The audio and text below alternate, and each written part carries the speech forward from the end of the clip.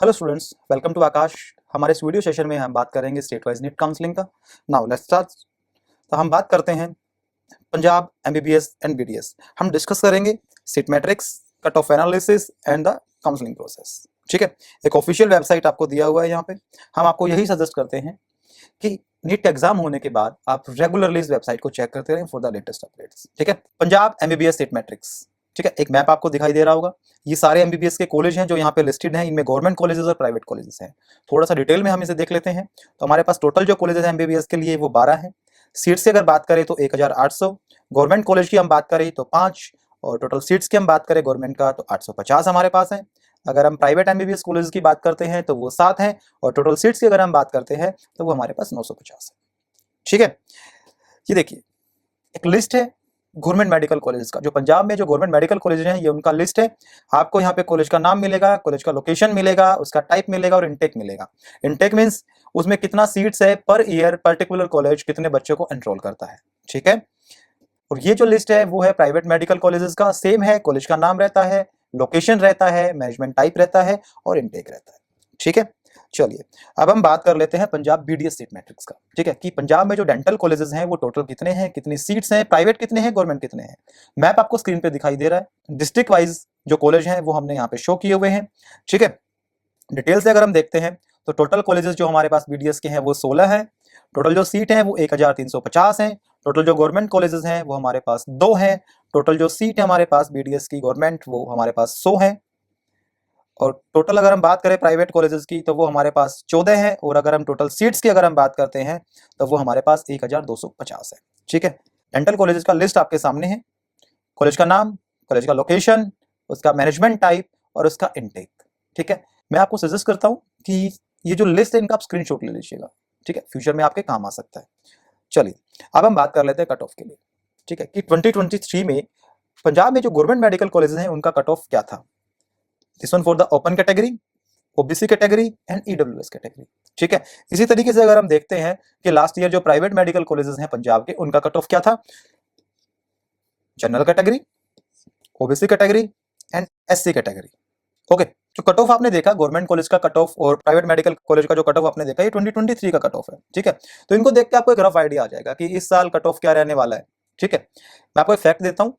Fact ये है कि 2023 का जो नीट था वो लगभग 20 लाख बच्चों ने दिया था। ठीक है, और 2024 का जो नीट है इसमें लगभग 24 से 25 लाख बच्चे अपीयर होने वाले हैं। ठीक है, मींस की जो कट ऑफ है वो हाई जाएगा। ठीक है, तो वो आप थोड़ा सा एक आइडिया ले लीजिएगा।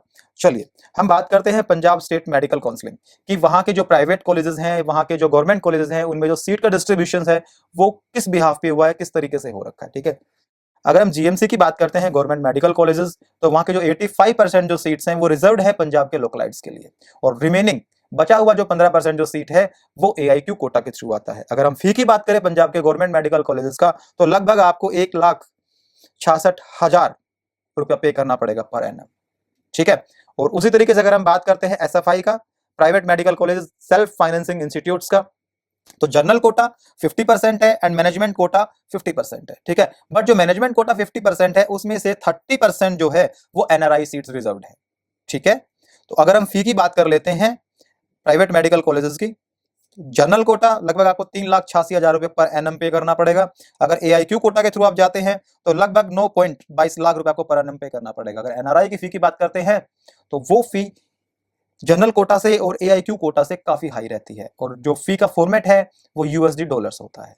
ठीक है, बट ये जो फी का डेटा मैंने आपसे डिस्कस किया है ये हमारा लास्ट ईयर का डेटा है। ठीक है, क्योंकि फी जो है वो वेरी करता रहता है ईयर टू ईयर, तो अगर हमें एग्जैक्ट फी का पता करना है तो हमें पर्टिकुलर कॉलेज में जाके ही पता करना पड़ेगा। ठीक है, अभी हम बात कर लेते हैं एनआरआई सीट्स की। पंजाब में जो कॉलेजेस हैं उनमें किस कॉलेज में कितना सीट्स है एनआरआई के लिए। डीबीआरए एसआईएमएस मोहाली में 15 सीट्स हैं, जीएमसी अमृतसर में 13 सीट्स हैं, जीएमसी पटियाला में भी 13 सीट्स हैं, और जीजीएस फरीदकोट में 19 सीट्स हैं। ठीक है, ये एनआरआई का सीट्स है। चलिए हम बात करते हैं प्रोसेस का। सबसे जो मेजर कंसर्न है बच्चे का वो रहता है प्रोसेस, कि सर अप्लाई कैसे करना है, सीट का अलॉटमेंट कैसे होगा, हमें हमें एडमिशन कैसे मिलेगा, एडमिशन के टाइम पे डॉक्यूमेंट्स क्या क्या रिक्वायर्ड होते हैं। ठीक है, हम इनके ऊपर डिटेल से डिस्कशन करेंगे, आप वीडियो में बने रहिए। चलिए आपको एक वेबसाइट गिवन है, सबसे पहले आपको इस वेबसाइट पे जाना है।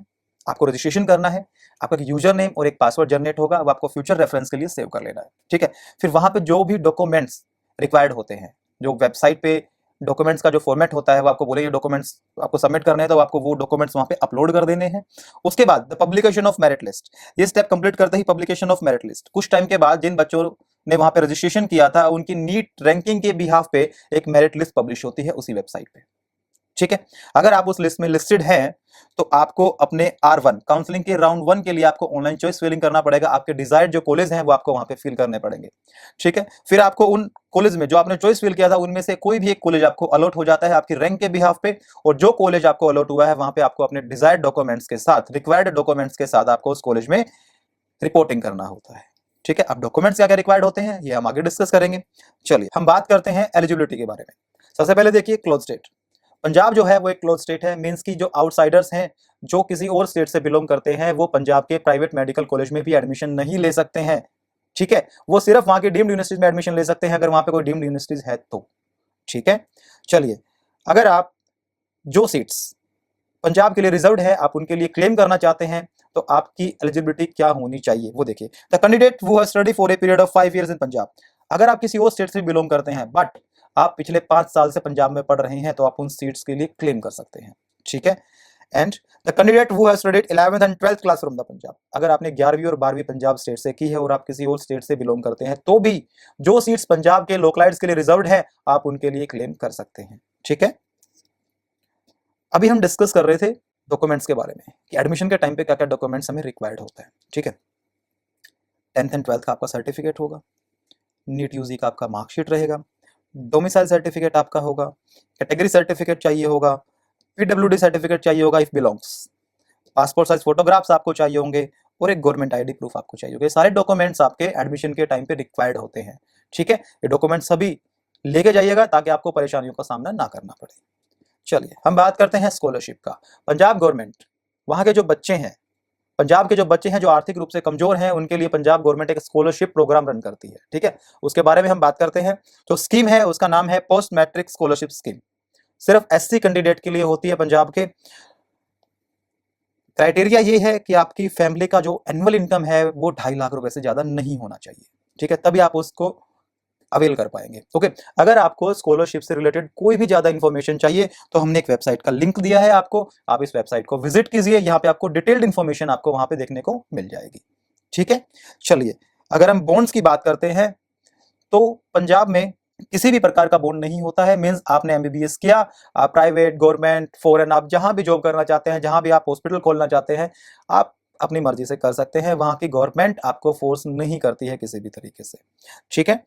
चलिए, अगली वीडियोस में हम मिलेंगे आपको एक नए स्टेट की काउंसलिंग के साथ। हमारे साथ बने रहिए, वीडियो को शेयर करते रहिए। Thank you so much.